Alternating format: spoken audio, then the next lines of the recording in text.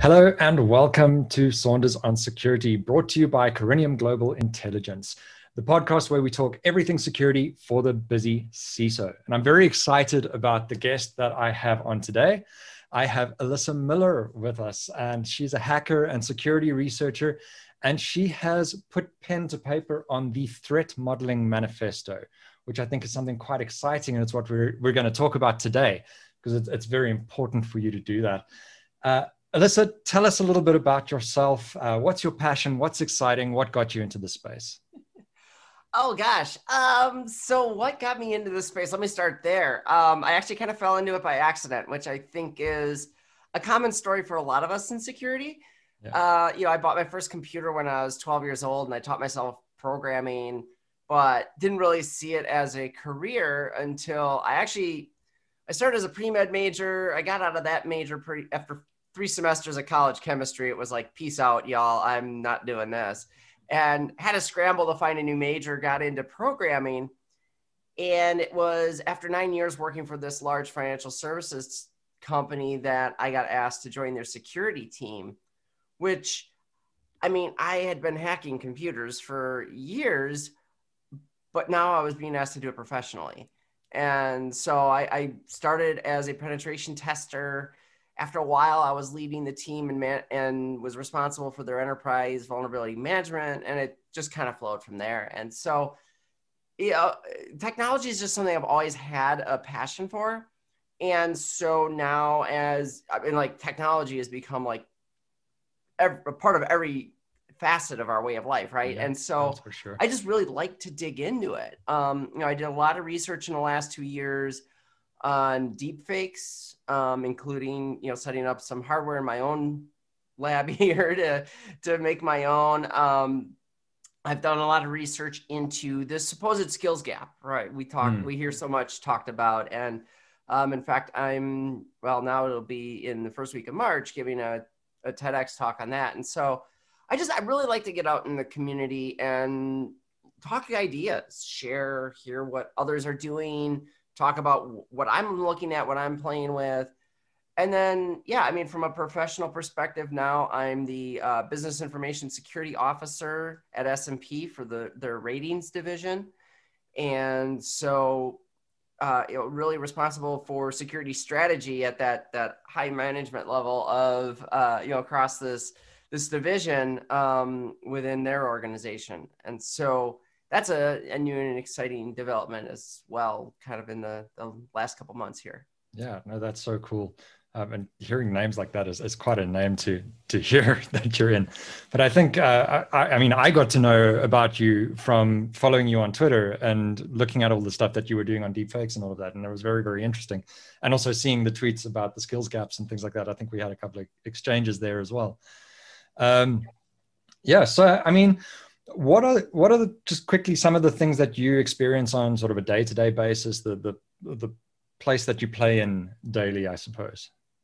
Sure. So, again, professionally, I'm in a highly regulated area. So, S&P Global Ratings being a credit reporting agency, we are very, very heavily regulated by all the countries that we work in. And so a lot of what I am doing is pushing to try to get our security approach to be as proactive as possible. So when audits and regulators and everyone else show up asking questions, instead of scrambling, we got to find all of, the various evidence of everything that we're doing, really just making sure that we've got that ready to go. And we've been proactive in that, and that our daily procedures and our standard operating procedures fulfill what we're supposed to be doing from our standards, from those requirements and so forth. So that's a lot of my work right now.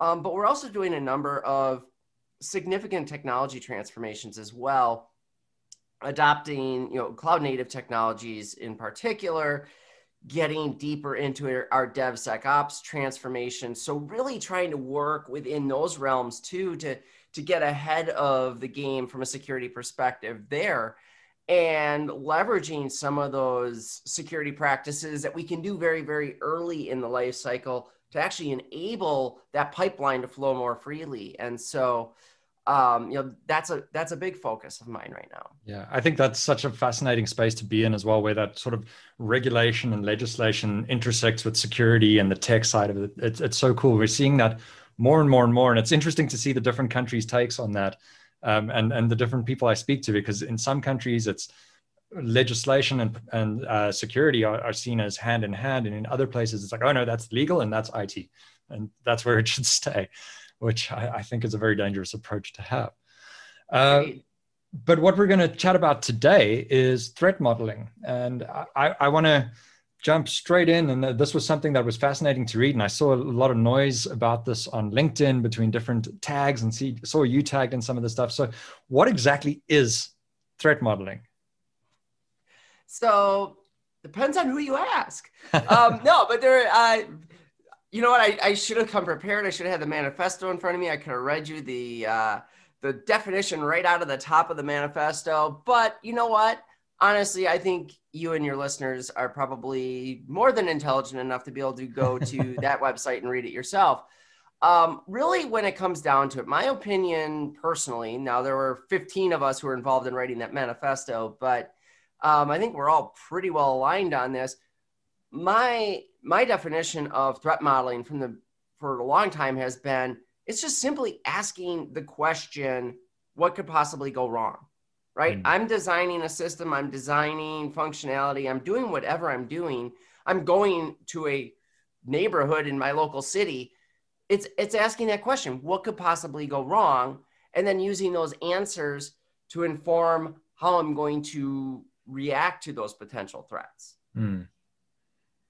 So, that's something that I think we talk about a lot in our space, which is the risk-based approach to things. We're in privacy legislation here in South Africa. Privacy is at the forefront now, because our legislation, as of the 1st of July, like kicks in, and suddenly the regulator has teeth. So we're also saying, like, you've got to take that risk-based approach, because it's also difficult to tackle everything. If you try and tackle everything without a risk-based approach, you suddenly end up spending all this work on things that are not really valuable, I guess. So does that tie into why you should do threat modeling on that side? What are your reasonings for why to do it? There's a lot of reasons to do threat modeling. So yeah, one of them is just to really understand, like you were saying, almost from a risk-based perspective, okay, what are the threats that actually are the most meaningful to me? What are the threats that are going to result in interruptions to my business, or are going to cost me money, or are going to cause reputational damage, and which ones are the most significant? And so just that understanding alone is so crucial in kind of to the point that you were making, just how do we even react to them, right? I mean, if you haven't looked at what your threats are, how do you even know? You could sit here and look and say, oh, here's all these emerging threats in the world. We know what different APTs are doing if we've got threat intelligence, but that's meaningless if I don't know how that applies to my systems. And so what threat modeling does for you is it gives you that proactive approach. In application security, we've talked about push left, push left, push left for the 15 plus years that I've been in security. And threat modeling is that one element that kind of kicks that all off. Like, you can push threat modeling further left into the pipeline than anything else. And in fact, that's one of the things that I've been recommending in recent talks for the last couple of years is, how do you, especially in a DevSecOps world where everything's moving really fast and everyone's trying to get to CI/CD and the pipeline just keeps moving. We don't have time for all these security practices. Well, if you build threat modeling into that user story creation, now you have that threat information at the very inception of what you're going to build. And so when your developers get that story in their hands, they already know what they have to be concerned with from a security perspective. They can design controls then. And from that design and from that threat information, that can drive your test cases. So you can automate that, right? Now you've got much faster and more prioritized to that, again, that risk-based approach. I can prioritize which test cases I'm going to execute. And then it even follows me post-deployment, because now I'm in production and I can use all that same information to better configure my monitoring and make sure that I'm watching for the most meaningful threats. And so this is why you'll hear me talk very passionately about why people should threat model, because it enables and it actually helps create new efficiencies in a DevSecOps pipeline. Whereas a lot of people look at it and they're like, oh, you can't threat model in DevOps, right? Wrong answer. Yeah, for sure. You said a few things in there that I want to touch on.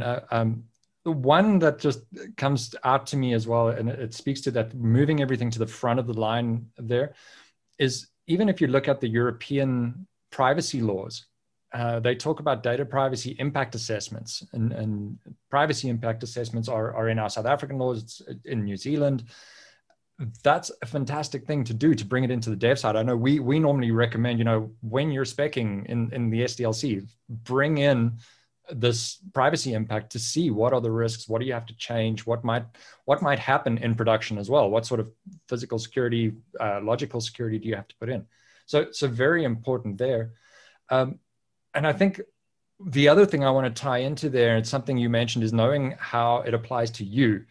And that's something I want to touch on quickly. Is it limited to larger corporates? A lot of times we see people, and I think you mentioned it there, and it's the other part I want to bring in, where it goes through to operations. Often you don't monitor it after the fact. But what sort of operations do you need to do this threat modeling? Because it in a way, like, I'm worried that it's only for larger corporates, but how do smaller guys do it? Is there space for it in a startup and a little software company? Yes, absolutely. And honestly, I wish people would start then, because otherwise what happens is you get, 2, 3 years, 5 years down the line, you've got this, now 500-person organization. And now you're trying to back build this into, what you've been doing all along. And that's where we really struggle. And it's definitely not something just for larger enterprise organizations to be doing.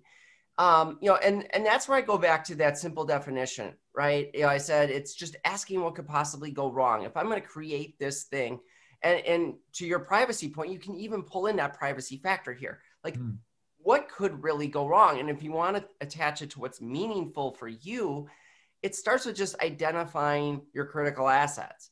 So instead of, I say threat modeling, a lot of people who, read books on this or whatever, the first things that come to mind are, frameworks like Stride and Dread and Pasta and all of these things that are really great methodologies if you have this big, complex methodology you're going to follow. But threat modeling doesn't need to be that.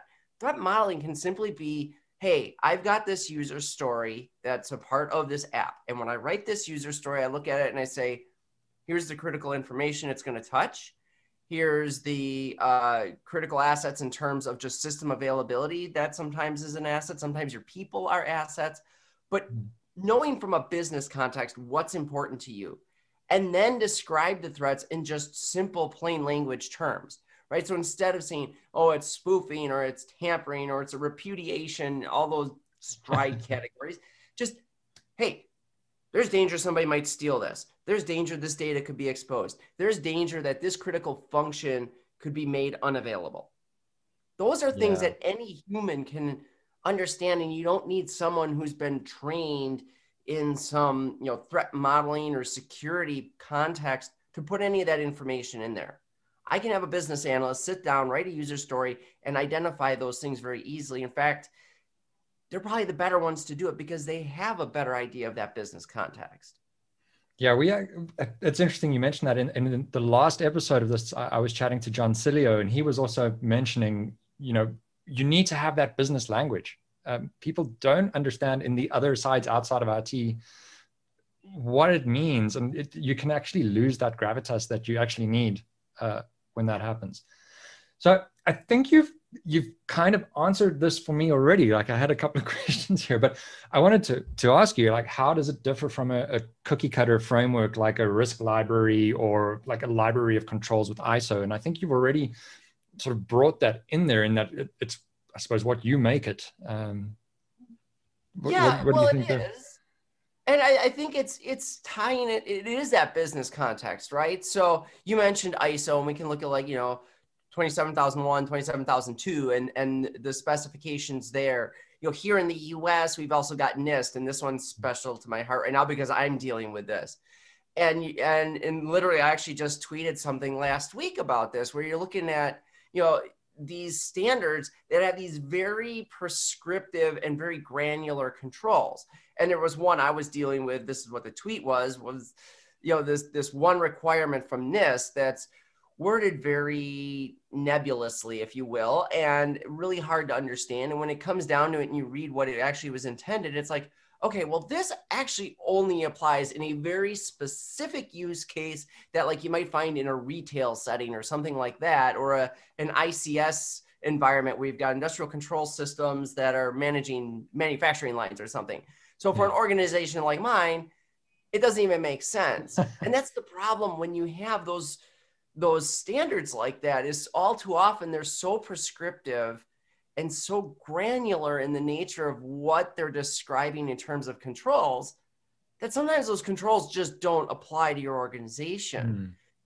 Whereas so trying to take this laundry list of the 200 and some odd controls that are, in one of those standards and apply all of that to your application that you're developing or this new enhancement that you're creating, how do you even do that? How do you even know? You're not going to be able to do all of those. So now how do you know which ones actually apply, which ones are the most important, and prioritize those? You can't. There's no context there. And that's the gap that threat modeling fills. Threat modeling looks at, here's what's important to us. And in so doing, it takes into account your risk tolerance as well, because now you're understanding, okay, these are the critical assets that I'm most concerned with that are going to hurt me from an organization perspective. Yeah. And so that's the thing I have to be most worried about. That's the thing I have to defend, among all of the things, that's what matters most to me to defend. It sounds like that also ends up avoiding, so I mean, you talk about the hundreds of controls. It avoids, I suppose, that checklist kind of thing where the danger I see in a lot of these prescriptive standards is during the audit time, all the controls get turned on and then everyone can do a nice little checklist and click, click, click, click, click. We're all done. We're certified again. And then once the auditors leave, it's like, okay, let's just turn off these 5 controls so we can actually work again. So I think that really solves it doing that. So when it comes to threat modeling, what kind of things help threat modeling and what kind of things hinder threat modeling in a company? So, with the things that, and it's great that you asked this question. Again, I'm not going to read you the list that's in the manifesto. Again, I think people should check it out. I'm sure we'll provide them a link later, but there are very specific patterns and anti-patterns, and we included some, very, very detailed, kind of practices and values that make up what we see as truly threat modeling. But to kind of summarize, one of the things that we felt is sort of an anti-pattern for threat modeling is when people get really hyper-focused on the methodology, like following STRIDE and using DREAD and maybe even leveraging things from CAPAC to pull in. And if you don't know what these are, don't worry about it. Like, you don't need to. But it's really, people get so tied up in creating these data flow diagrams that are like kind of everybody's first step, and you're trying to model out this whole system. I mean, I've been in threat modeling sessions where there's been that argument that went on for 45 minutes about which category does this fit in? Is this repudiation or is this spoofing? Who cares? Nobody. Nobody cares. After today, that classification is going to mean nothing. So when we think threat modeling, it's really, one, recognizing that everybody can be a part of it. You don't have to have special skills. In fact, you want that wide diversity of people across your organization with their various motivations and perspectives. You want your risk people there. You want your business people there. You want your security people there. And you want your devs. And you want your operations folks. Everybody who's got different motivations and a different role to play should be a part of that.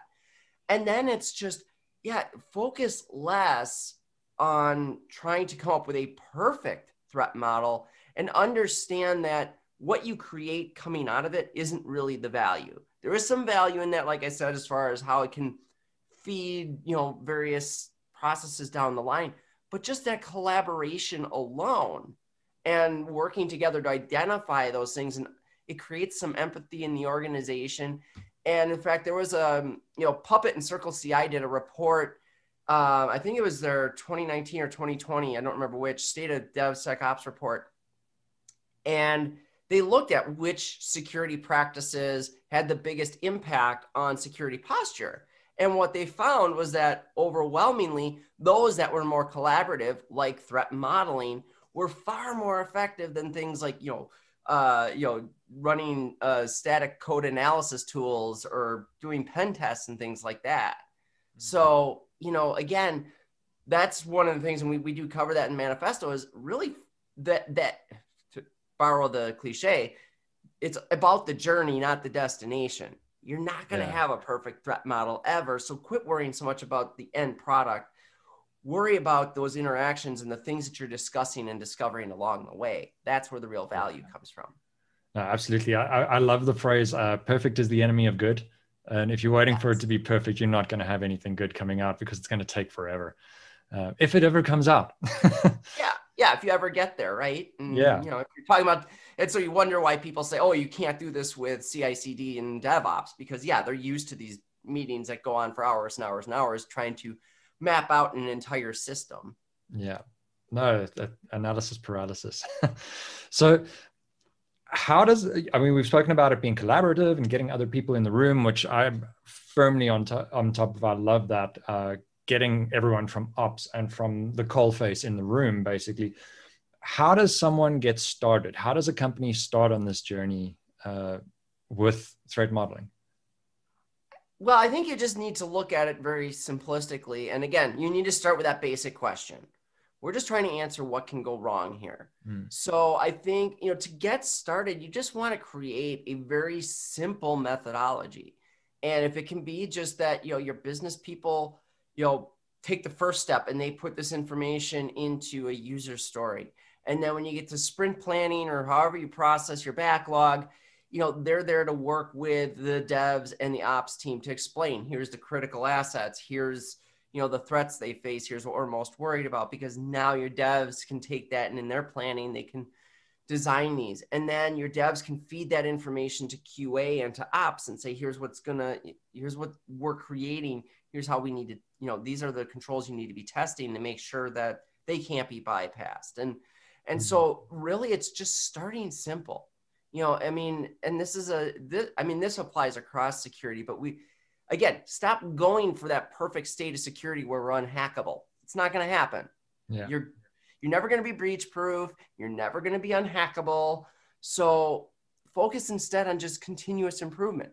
How can I do a little something now that's going to make me just a step better than I was yesterday? And then how can I continue to improve on that over time? How can I get maybe deeper into these threat models? Maybe I start to look for additional controls or whatever that looks like, but just keep it simple to start with. Just look for that simple. Give a business person 2 questions that are just added to what they're writing in a user story that say, what are the critical assets and what are the threats? Just get started. Great. Alyssa, so we're coming up to a bit of a wrap here. One of the things I ask of every guest that's on here is, if you had one quick win that a CISO could put in place in an organization, what would it be? My opinion, here's a shock. We just talked about it. Literally, do something with your threat modeling organization. Make it better. Make it, address this in some way. Bring it in whatever shape fits your organization, but bring something, because it not only gets you from a security perspective as far left as you can be, but when it is one of those things, we struggle as CISOs trying to get the business to really understand business value of security practices, right? I mean, we try to scare them. We throw all this FUD out there. Threat modeling is so good at hey, I can enable your CI/CD pipeline to be faster if we just do this little thing when you write user stories. That's gold. Like Yeah. your business people, your dev teams, your engineering teams, people love that because, oh, your security thing's going to make my life easier. So yeah, I'm a big proponent of this for a reason. And it's because it does help bridge that gap where now the business understands, okay, security can actually help us be better at what we do, not just more secure, but just better and faster. Yeah. And that ties into so many more things like your marketing, your trust, your everything. It's such a, it's an ecosystem that we have. Alyssa, thank you so much for chatting to us about this. If someone wants to get hold of you or find out more, where can they go to do so? Easiest place, honestly, is Twitter. I'm Alyssa M_infosec. I know, lamest Twitter handle ever. Long story. But yeah, Twitter's the easiest. You can find me on LinkedIn as well. Again, it's actually Alyssa M-infosec is the end of that URL. But those are really good. Otherwise, my website as well, alyssasec, SEC.com. Any of the above really, encourage people, honestly, to reach out. And like I said, I like to hear other people's ideas, have them challenge my ideas, and let's just see how we can continue to get better. That's great. Thank you so much. And thanks again for being on here. It's been great to actually chat to you. I've been following you on Twitter for ages, and it's really good to actually have a conversation here. So thank you for joining us. Folks, thank you for listening. Check out those websites and check out threat modeling. Go read the manifesto. It's really, really worthwhile. So once again, thank you for being here. We'll chat to you next time. Thank you. Take care.